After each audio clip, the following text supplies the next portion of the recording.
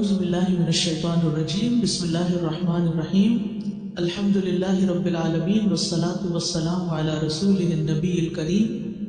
کبھی یہ پریشانیاں ہمارے ماحول میں ہوتی، کبھی براہ راست ہماری ذات سے متعلق ہوتی، کبھی انسان کسی بیماری کا شکار ہو جاتا ہے، کبھی بچوں کی طرف سے کوئی دکھ اور تکلیف ہوتا ہے، کبھی صحت کی خرابی ہوتی ہے۔ یہ سب کچھ ہم اپنے آس پاس دیکھتے رہتے ہیں، اور جب پریشانی آتی ہے تو پھر یہ سمجھ نہیں آتی کہ اب کریں کیا، اب اس کا حل کیا۔ تو سب سے پہلے تو ہم مختصراً یہ دیکھیں گے کہ پریشانیاں آتی کیوں، ہماری زندگی میں مشکلات کیوں آتی، تکلیفیں کیوں آتی۔ ہم سب یہ اچھی طرح جانتے ہیں کہ اللہ سبحانہ وتعالیٰ نے اس دنیا میں ہمیں آزمانے کے لیے بھیجا ہے، کہ ہمارا امتحان لیا جائے۔ کس بات کا؟ کہ ہم میں سے کون اچھے کام کرتا ہے۔ عام حالات میں ہم اچھے کام کرتے رہتے ہیں جتنا بھی ہمیں معلوم ہوتا ہے، لیکن جب ہمیں کوئی مشکل آتی ہے تو اس میں پھر دو طریقے ہوتے ہیں۔ یا تو ہم پہلے سے زیادہ اچھے ہو جاتے ہیں، اللہ سبحانہ تعالیٰ کی طرف رجوع کرتے ہیں، اللہ سے دعائیں کرتے ہیں، سب کا خیرات کرتے ہیں، نیک اعمال کرتے ہیں، ذکر اذکار کرتے ہیں، اور ہم اللہ تعالیٰ کے زیادہ قریب ہو جاتے ہیں، اور ایک طرح سے ہم اس امتحان میں کامیاب ہو جاتے ہیں۔ اور بعض اوقات ایسا بھی ہوتا ہے، بعض لوگ اللہ سے ناراض ہو جاتے ہیں اور جو کچھ کر رہے ہوتے ہیں وہ بھی چھوڑ دیتے ہیں، اور وہ سیدھی راہ سے بہت دور نکل جاتے ہیں۔ تو ہمیں یہ یاد رکھنا چاہیے کہ یہ دنیا امتحان کے لیے ہے، اور اس میں انسان کا مختلف طریقوں سے امتحان ہوتا رہے گا۔ اللہ سبحانہ وتعالیٰ نے قرآن مجید میں خود بھی فرمایا وَلَنَبْلُوَنَّكُمْ بِشَيْءٍ مِّنَ الْخَوْفِ وَالْجُوعِ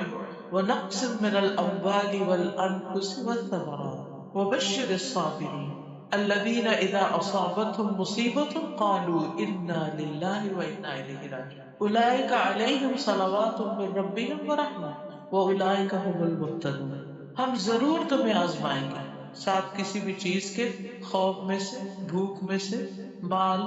جان، پھلوں کی کمی میں سے، اور خوشخبری دے دیجیے صبر کرنے والوں کو کہ جب ان پہ مصیبت آتی ہے تو وہ کہتے ہیں انا للہ و انا۔ ایسے لوگوں پر رب کی رحمتیں ہوتی، نوازشیں ہوتی، اور ایسے لوگ ہدایت یافتہ ہوتے ہیں، یعنی اپنے امتحان میں کامیاب ہو جاتے ہیں۔ تو پہلی بات تو یہ کہ یقینی طور پر تکلیفیں آئیں گی، ایک ختم نہیں ہوتی تو ایک اور آگے آ جاتی ہے، ایک امتحان سے انسان نکلتا تو ایک دوسرا امتحان آ جاتا ہے۔ دوسری اہم بات یہ ہے کہ بعض اوقات تکلیفیں انسان کے اپنے ہاتھ کی کمائی کا نتیجہ ہوتی۔ قرآن مجید میں آتا ہے وَمَا أَصَابَكُم مِّن مُّصِيبَةٍ فَبِمَا كَسَبَتْ أَيْدِيكُمْ وَيَعْفُو عَن كَثِيرٍ، اور جو بھی تمہیں کوئی مصیبت پہنچی تو اس کی وجہ یہ ہے جو تمہارے ہاتھوں نے کمایا، اور وہ بہت سی چیزوں سے درگزر کر جاتا ہے۔ تو بہت دفعہ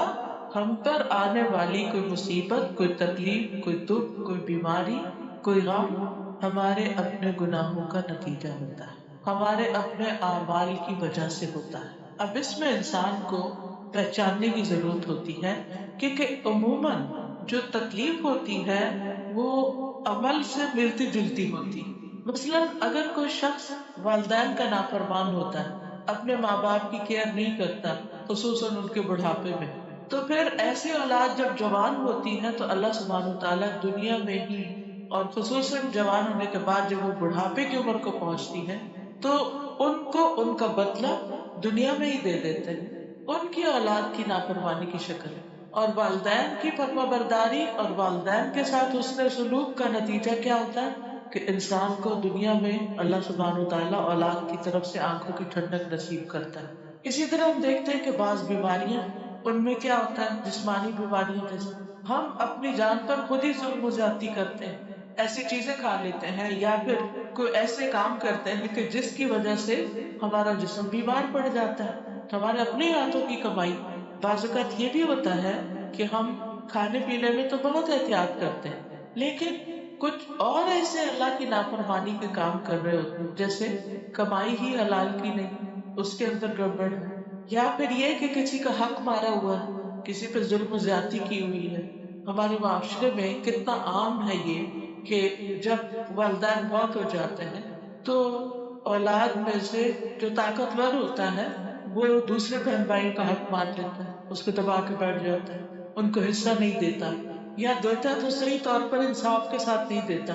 گھر گھر میں یہ شکایتیں عام ہیں، اور ہم یہ نہیں سوچتے کہ یہ مال جو ہم نے کسی کے حق کا چھین کر زبردستی ہتھیار لیا ہے، یہ ہمارے اپنے لیے وبال جان ہو سکتا ہے۔ اسی طرح بعض اوقات کوئی ہمیں ہرٹ کرتا ہے، کسی کی بات ہمیں بہت بری لگ جاتی ہے، ہم بھول چکے ہوتے ہیں کہ ہم نے بھی کسی کو ہرٹ کیا تھا کبھی اور اس سے سوری تک نہیں کیا۔ کبھی ایسا ہوتا ہے کہ ہم کسی دوسرے پہ ہنس دیتے ہیں، کوئی بیمار ہے، کوئی تکلیف میں ہے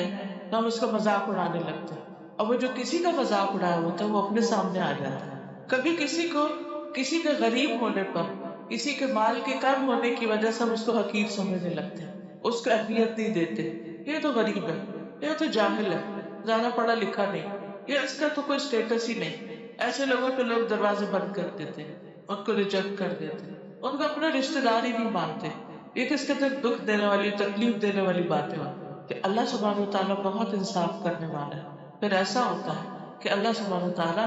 ہمارا واسطہ کسی ایسے سے ڈال دیتا ہے جو ہمارے ساتھ وہی سلوک کرتا ہے جو ہم نے کسی اور کے ساتھ کیا ہوتا ہے۔ تو جب بھی کوئی تکلیف آئے، جب بھی کوئی پریشانی ہو،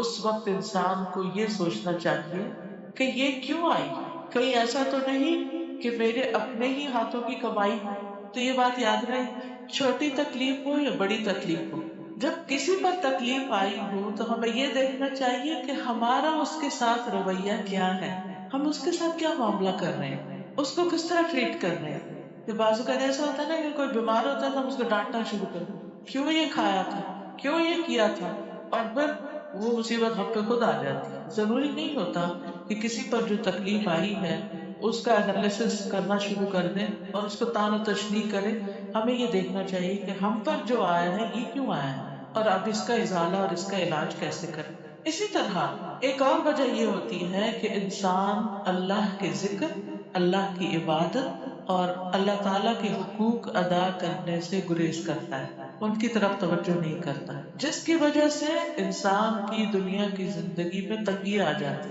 نہ نماز وقت پر ہے، نہ زکوٰۃ ادا کرنے کی فکر ہے، نہ حج کی پرواہ ہے، یعنی اللہ سبحانہ تعالیٰ کے ذکر کی، اللہ کی یاد اور اللہ کے حقوق کی جتنی بھی قسمیں، ان میں کوتاہی بھی انسان کے لیے مشکلات کا باعث بنتی ہے۔ ایسا کیوں ہوتا ہے؟ کیونکہ اللہ سبحانہ تعالیٰ اپنے بندے پر مہربان ہے، وہ چاہتا ہے کہ آخرت کی تکلیف سے پہلے دنیا کی تکلیف میں مبتلا ہو کر یہ شخص واپس پلٹ آئے، توبہ کرے، اللہ کی طرف رجوع کرے، اللہ کا ذکر کرے، اللہ کو یاد کرے۔ قرآن مجید میں آتا ہے وَمَنْ أَعْرَضَ عَنْ ذِكْرِي فَإِنَّ لَهُ مَعِيشَةً ضَنْكَ وَنَحْشُرُهُ يَوْمَ الْقِيَامَةِ أَعْمَى، جو کوئی میرے ذکر سے منہ موڑے گا میں اس کی زندگی تنگ کر دوں گا اور قیامت کے دن اس کو اندھا اٹھاؤں گا۔ تو اللہ کی یاد سے منہ موڑنا، اللہ کی یاد سے بے پرواہ ہونا، اللہ کی کتاب کو چھوڑ دینا انسان کے لیے مشکلات اور پریشانیوں کا باعث بنتا ہے، کیونکہ جب انسان اللہ کی یاد سے منہ موڑتا ہے تو اس کی وجہ سے شیطان اور برے ساتھی اس پہ مسلط ہو جاتے ہیں۔ ابھی آپ نے مغرب کی نماز میں جو تلاوت سنی ہوگی، کتنی خوبصورت تلاوت تھی کہ اللہ ولی الذین آمنوا یخرجہم من الظلمات الی النور، اللہ ایمان والوں کا دوست ہے، انہیں اندھیروں سے نکال کے روشنی کی طرف لاتا ہے۔ والذین کفروا اولیاءہم الطاغوت، اور وہ لوگ جنہوں نے کفر کیا ان کے دوست طاغوت ہیں، شیاطین ہیں۔ یخرجونہم من النور الی الظلمات، جو انہیں روشنی سے اندھیروں کی طرف لے جاتے ہیں، ہدایت سے گمراہی کی طرف لے جاتے ہیں۔ تو جو شخص اللہ کے ذکر سے منہ موڑتا ہے اللہ سبحانہ تعالیٰ اس پر شیاطین کو مسلط کر دیتے ہیں۔ من یعش عن ذکر الرحمن نقیض له الشیطان فهو له قرین وانہم لیصدونہم عن السبیل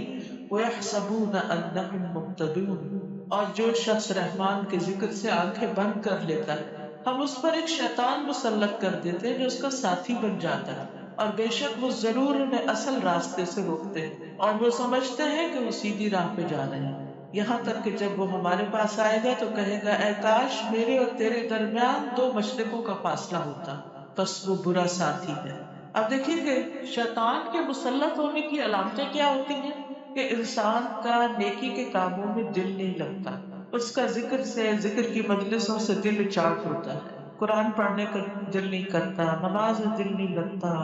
کوئی درس و تدریس کی مجلس ہو تو وہاں جانے کا دل نہیں کرتا، اور یہ تو وہ شیطانی اثر ہوتا ہے کہ جو ہمیں نظر نہیں آتا، جو ویزیبل نہیں ہوتا۔ بعض اوقات ایسا بھی ہوتا ہے کہ واقعی جنات جو ہیں وہ انسانوں میں مسلط ہو جاتے ہیں، خاص طور پر اگر طہارت کا اہتمام نہ کیا جائے، پاکیزگی کا خیال نہ کیا جائے، پروٹیکشن کے لیے اذکار وغیرہ نہ پڑے جائیں، کیونکہ جو ذکر ہوتا ہے نا، اس کے بارے میں حدیث میں آتا ہے کہ جب انسان ذکر کرتا ہے تو ایک محفوظ قلعے میں آ جاتا ہے، شیطان اس کے اوپر اثر نہیں کر سکتا۔ لیکن آپ دیکھیں ہر گھر میں کوئی نہ کوئی ایسی کہانی ہے، کہیں اس کے رشتے دار میں، کبھی کہیں بچوں میں، کہیں بڑے میں، کہیں کیا ہے، اس پر سایہ ہے، اس پہ جادو ہے، اس پہ نظر ہے، اس پہ جن ہے۔ یہ کیوں ہے؟ انہیں کیسے ضرورت ہوگی کہ آئیں؟ اس کی وجہ کیا تھی؟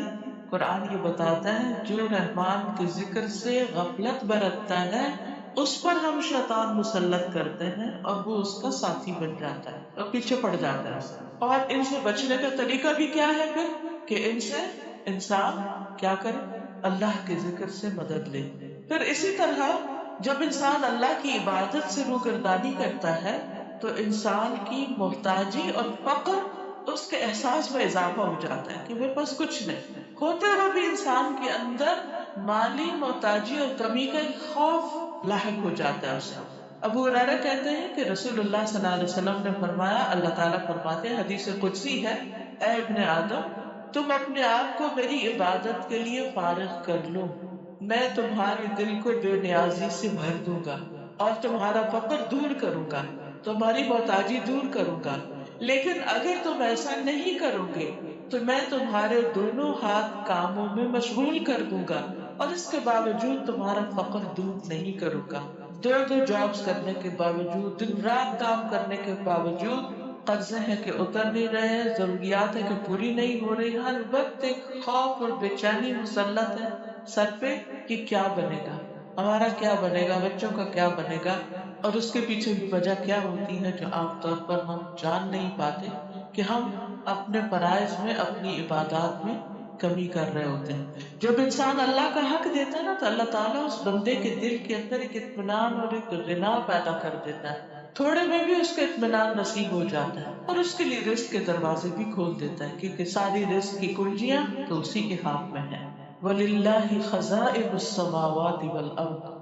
اللہ ہی کے پاس ہے، اللہ ہی کے لیے ہے خزانے آسمان و زمین کے۔ وَعِندَهُ مَفَاتِحُ الْغَيْبِ لَا يَعْلَمُهَا إِلَّا هُوَ، اس کے پاس غیب کی کنجیاں ہیں جن کو اس کے سوا کوئی جانتا بھی نہیں، یعنی اس نے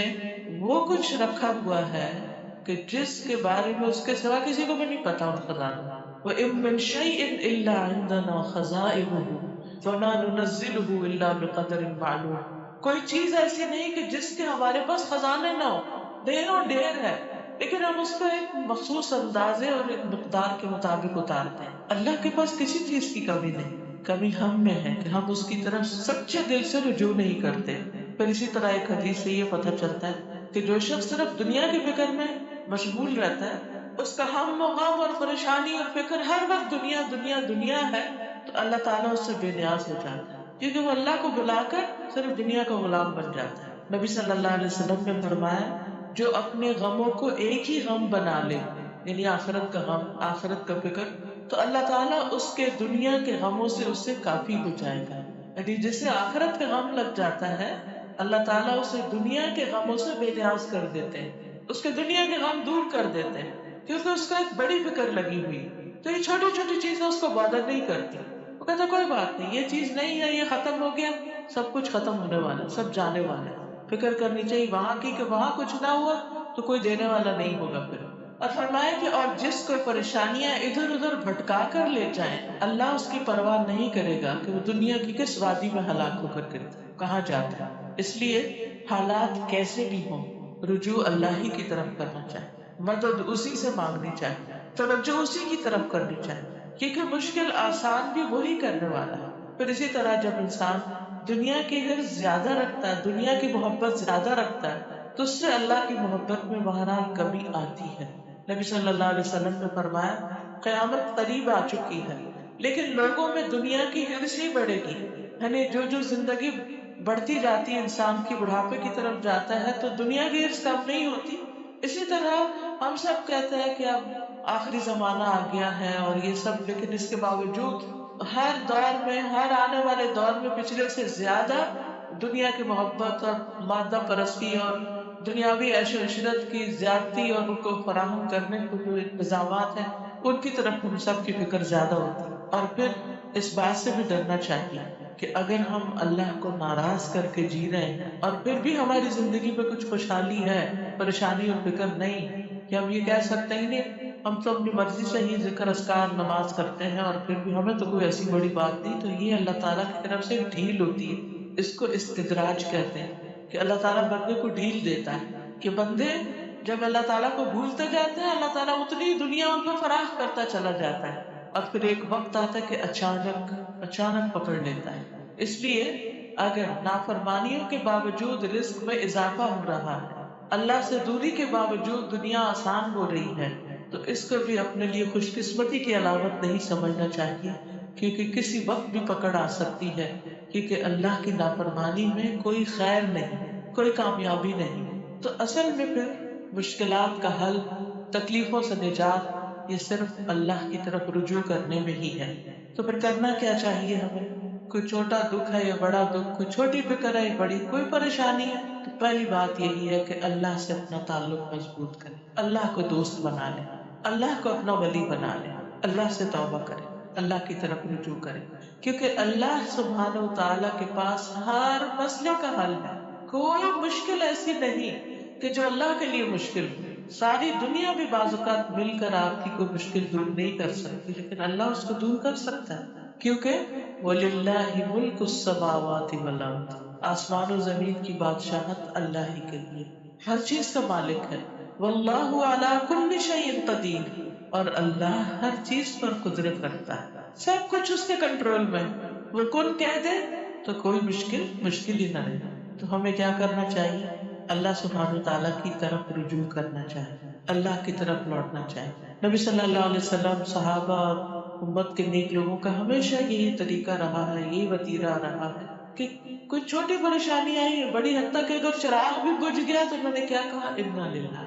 ہر نقصان کے اوپر اللہ کی طرف رجوع، اللہ کی طرف پلٹنا، کیونکہ اللہ تعالیٰ فرماتا ہے کہ میں اپنے بندے کے گمان کے ساتھ ہوتا ہوں، جو وہ میرے ساتھ گمان رکھتا ہے، جب وہ مجھے یاد کرتا ہے تو میں اس کے ساتھ ہوتا ہوں، اگر وہ دل میں یاد کرتا ہے تو میں بھی دل میں یاد کرتا ہوں، اگر بھری محفل میں یاد کرتا ہے تو اس سے بہتر محفل میں یاد کرتا ہوں، اگر وہ میری طرف ایک بالشت آتا ہے تو میں اس کی طرف ایک گز آتا ہوں، اگر وہ ایک گز میری طرف آتا ہے تو میں 2 گز اس کے قریب ہوتا ہوں، اگر وہ چلتا ہوا میری طرف آتا ہے تو میں دوڑتا ہوں اس کے پاس آتا ہوں۔ تو ضرورت اس بات کی ہے کہ ہم اللہ کی طرف پلٹیں، اس کی طرف رجوع کریں اور اپنی حاجتیں، اپنی مشکلات، اپنے دکھ اللہ کے سامنے رکھیں۔ ہم عام طور پر بندوں کے سامنے رکھیں اور ہر ایک کو اپنی داستان سناتے رہیں جہاں موقع مل جائے، لیکن اللہ کے سامنے نہیں رکھتے اس طرح جس طرح رکھنے کا حق ہے۔ اور ہوتا پتہ کیا ہے، جب ہم 10 لوگوں کو کہانی سنا چکے ہوتے ہیں نا تو تھوڑا ہمارا دل سکون میں آ جاتا ہے، تو پھر وہ دعا مانگنے میں وہ لذت ہی نہیں رہتی۔ لیکن اگر وہ بھرے ہوئے دل کے ساتھ ہم اللہ کی طرف رجوع کریں تو آپ دیکھیں آپ کی آنکھیں بھی بہنے لگیں گی، آنسو آنے لگیں گے اور آپ کے دل سے دعائیں نکلیں گی وہ پوری سستیوں کے ساتھ، اور اس وقت جو آپ کو راحت اور سکون ملے گا وہ کسی انسان سے بات کر کے نہیں ملے گا، کیونکہ بندوں سے جب انسان بات کرتے تو یہ خوف بھی ہوتا ہے کہ پتہ نہیں یہ کیا سمجھ رہا ہے یا کسی اور کو بتا دے گا، اور خاص طور پر جب ہمیں اس کی طرف سے وہ رسپانس نہ ملے جو ہم ایکسپیکٹ کر رہے ہوتے ہیں۔ اور آپ نے کئی دفعہ تجربہ کیا ہوگا کہ بھلے آپ اپنی تکلیف دکھ اپنی ماں کو بھی بتائیں نا کبھی، تو وہ پوری طرح نہیں سمجھ پاتی کہ بچہ کہنا کیا چاہ رہا ہے، کیونکہ بعض اوقات ہمیں بتانا بھی نہیں آ رہا ہوتا، ہم کچھ اور بتا رہے تھے وہ کچھ اور سمجھ گئے، اور بعض اوقات سن کے ڈانٹنا بھی شروع کر دیتے، اور بعض اوقات وہ بیزار بھی ہوتے ہیں کہ جیسے ہسبینڈ ہے، اگر ہر وقت آپ اپنا رونا دھونا ان کو سنائے تو کیا جواب ہے، اسی طرح بہن بھائی ہیں وہ بھاگنا شروع ہو جاتے ہیں، ایسے شخص سے سب اوائڈ کرنے لگتے ہیں۔ تو بندوں سے جب ہم مانگتے ہیں، بندوں کے آگے دکھ رکھتے ہیں تو وہ ہم سے بھاگتے ہیں، لیکن اللہ سبحانہ و تعالیٰ کے سامنے جب ہم دکھ رکھتے ہیں تو ہم سے راضی ہوتے ہیں کہ میرا بندہ میری طرف پلٹا ہے، اور مقصد بھی یہی ہوتا ہے، اللہ تعالیٰ آزمائش میں ڈالتے بھی اس لیے تاکہ بندہ رب کی طرف لوٹ آئے۔ اور پھر اَمَّن يُجِيبُ الْمُضْطَرَّ إِذَا دَعَاهُ وَيَكْشِفُ السُّوءَ، بھلا کون ہے جو لاچار کی فریاد رسی کرے جب وہ اسے پکارے اور اس کی تکلیف دور کر دے؟ اللہ کے سوا کون؟ کوئی بھی نہیں، کوئی کر بھی نہیں سکتا۔ بندے ہماری مصیبت کی کہانی سن بھی لیں تو زیادہ سے زیادہ کیا کر سکتے ہیں؟ افسوس یا دکھ کا اظہار، یا ہمارے ساتھ اٹھ بیٹھ کے رونے لگیں گے، یا ہمیں کوئی مشورہ نہیں کر سکتا، الٹا ہی مشورہ، اور اس میں مسئلے کا حل نہ ہو،